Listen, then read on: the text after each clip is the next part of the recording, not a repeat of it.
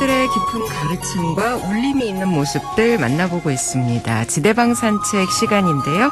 선원일기의 저자이자 서울 상도동 보문사 주지로 계시는 지범 스님 오늘도 모셨습니다. 스님 안녕하세요. 네, 반갑습니다. 네, 오늘 이 시간에도 법정 스님의 향기로운 말씀들 청하도록 하겠습니다. 어떤 이야기부터 시작할까요? 그러니까 이제 오늘은 이제 무소유에 들어가기 전에 네. 법정 스님의 가장 베스트셀러가 무소유잖아요. 네. 이게 무소유가 1976년도에 나왔는데 무소유가 나오기 전에 영혼의 모음이라는 정말 여기 제가 네, 원본을 원본을 가져오셨어요, 가져왔잖아요. 스님께서. 이 원본을 네. 보니까 1973년도, 네네. 73년도에 첫 출간하셨고 중판이 2판이 1975년도 돼 있더라고요.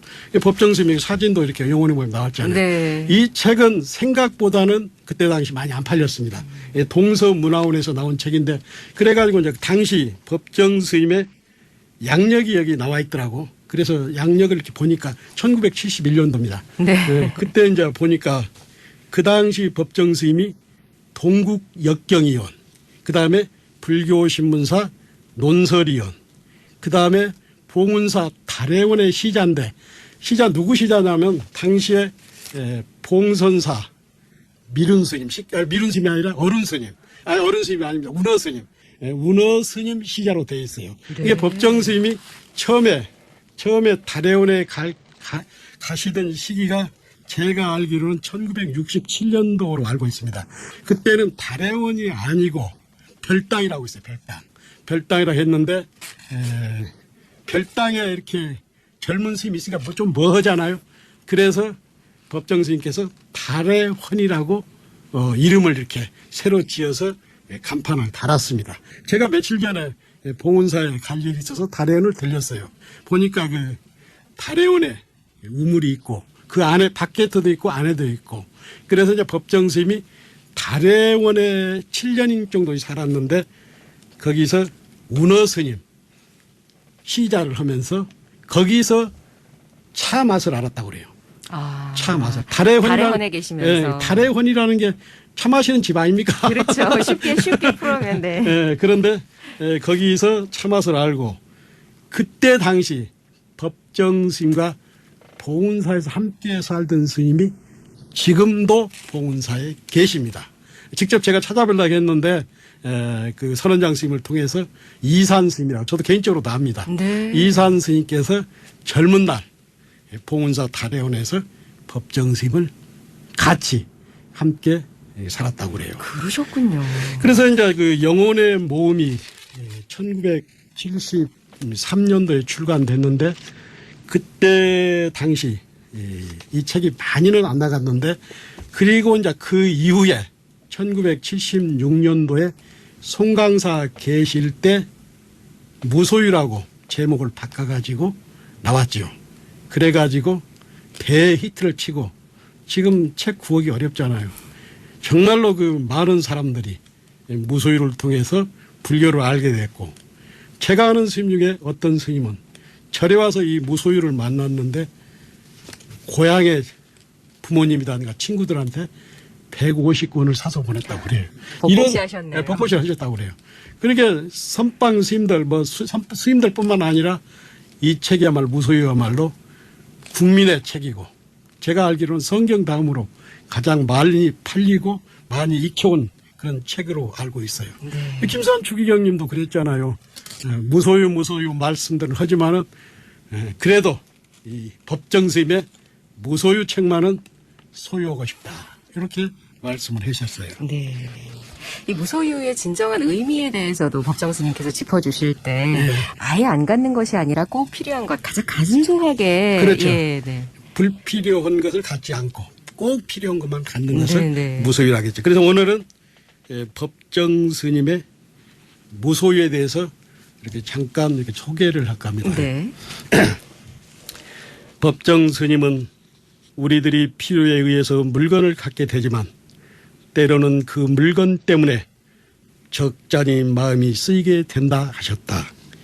필요에 의해서 가졌던 것이 도리어 우리를 부자유하게 얽매인다고 할 때 주객이 전도되어 우리는 가짐을 당하게 된다고 하셨다.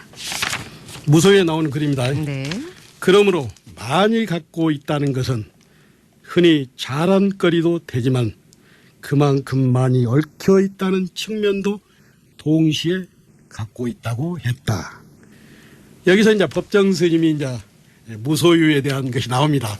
이제 법정 스님이 달해원에 계실 때 잘 아는 스님이 남 두 분을 화분을 법정 스님에게 선물을 한 거예요.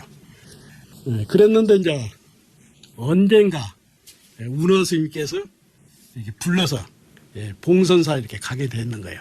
그때도 이렇게 오늘처럼 장마철인 거예요. 그래서 한참 일을 보는데 바깥에 날이 다 개이면서 햇빛이 쨍쨍 내는 거예요. 그러면서 계곡에 물소리 흐르고 매미소리 나는 거예요. 근데 버떡 난 생각이 나잖아, 난 생각. 네. 난 생각이 나가지고 정말로 허겁지겁 서둘러서 달해원에 이렇게 오셨다고. 왔는데 정말로 그 난을 이렇게 안에다 들여놓아야 하는데 햇빛에 난 두 개가 햇빛에 맞아가지고 축 처져 있는 거예요. 그래서 달해원 옆에 그 샘물이 있더라고. 그 샘물을 떠다가 물을 이렇게 다시 주고 했는데 난이 예전처럼 싱싱하지 않는 거예요. 그래, 속이 상하잖아요. 그래가지고 이제 그 난을 속이 상하는데 마침 난처럼 말이 없는 법정 스님 친구가 오신 거예요. 그래서 난을 선물로 주어보는 거예요.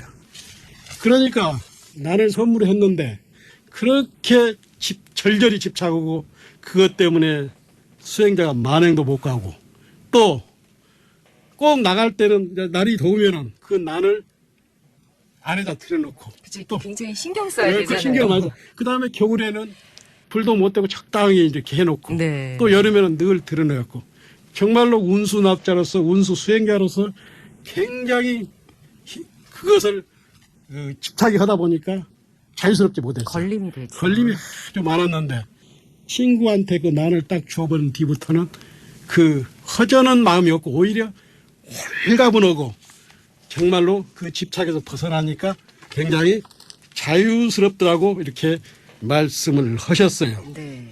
그래서 이제 그 법정 스님께서는 무소유에서 이런 말씀을 하셨어요. 좀 읽어드리겠습니다. 나는 난초에게 너무 집념한 것 같다. 이 집착에서 벗어나겠다고 결심했다.